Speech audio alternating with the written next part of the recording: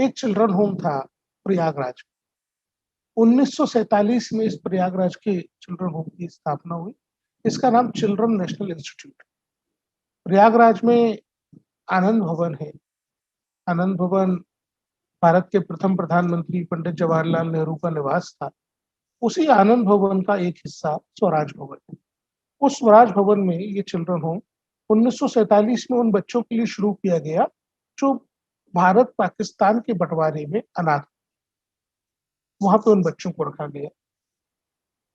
जब हमने ये टीम को भेजा सोशल ऑडिट के लिए, तो टीम ने रिपोर्ट किया कि वहां पे उनको एक्सेस नहीं किया। हमको इंटरवेंशन करना पड़ा, बमुश्किल उनको एक्सेस मिला। और वो रिपोर्ट जो चिल्ड्रन होम की आई वो ठीक नहीं थी। उसमें इंफ्रास्ट्रक्चर के कई सारे लैप्सेस, बहुत सारी समस्याएं दिख रही। चूंकि ये चिल्ड्रन होम देश के प्रथम प्रधानमंत्री ने स्थापित किया था, एक रिनाउंड इंस्टीट्यूशन देश का माना जाता रहा था। 1947 से लेकर के 2020 तक का हमको कोई इंस्पेक्शन रिपोर्ट रिकॉर्ड में नहीं मिली।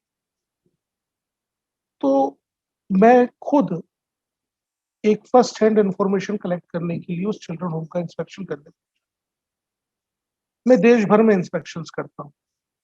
और कभी कहीं मेरे को चिल्ड्रन होम के अंदर जाने से तो कम से कम किसी ने नहीं रोका, लेकिन यहाँ प्रयागराज में मुझे ही रोक दिया गया। और मुझे वहां पर ये प्रशासन को बुला के बताना पड़ा कि भाई, आयोग का अध्यक्ष हूँ, मेरा काम है कि देश के किसी भी चिल्ड्रन होम का मैं कभी भी निरीक्षण कर सकूं, हमको जाने दें, क्यों विवाद करते हैं। तब मैंने जाके वहां निरीक्षण किया। वो लड़कियों के लिए चिल्ड्रन, 29 लड़कियां वहां रह रही थी।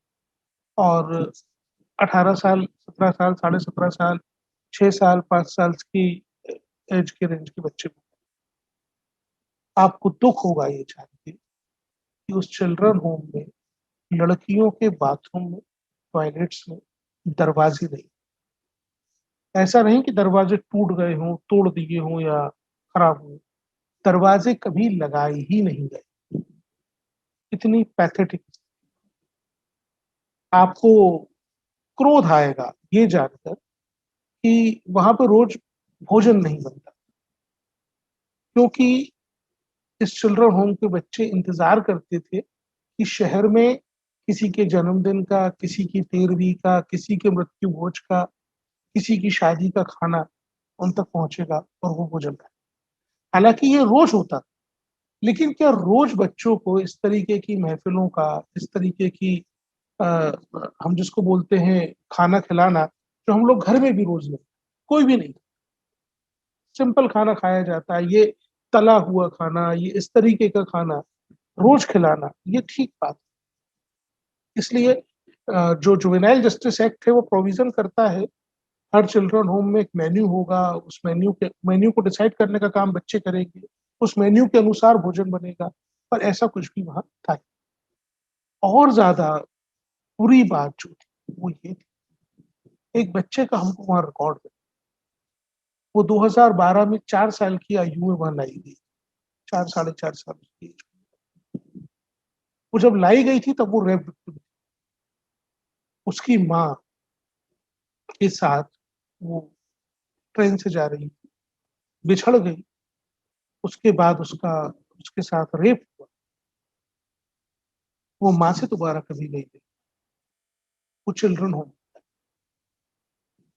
होम में आने के बाद जो चाइल्ड वेलफेयर कमेटी, ये देश के कानून के अनुसार एक चाइल्ड वेलफेयर कमेटी होती है जो ये तय करती है कि बच्चा होम में रहेगा, बच्चा खुद के घर में रहेगा, या बच्चा अडॉप्शन की प्रक्रिया में जाने के लिए योग्य है। उसको लीगली फ्री फॉर अडॉप्शन करने की प्रक्रिया कहा जाता है। जब ये CWC ने, चाइल्ड वेलफेयर कमेटी ने कहा कि इस बच्चे को legally free for adoption declare करने की प्रोसेस में डाला जाए जिससे कि इसको परिवार मिल जाए। वो 4.5 साल की थी 2012 में। 2020 में जब मैं वहां पहुंचा हूं, तब तक उस बच्चे को दोबारा CWC के सामने प्रस्तुत ही नहीं, उसको कभी परिवार नहीं। क्या हम बच्चों को इसलिए चिल्ड्रन होम में रखते हैं कि चिल्ड्रन होम पलते रहें? या बच्चों की देखरेख के लिए, ये सोचने की बात। आयोग के इंटरवेंशन पे वहाँ एफआईआर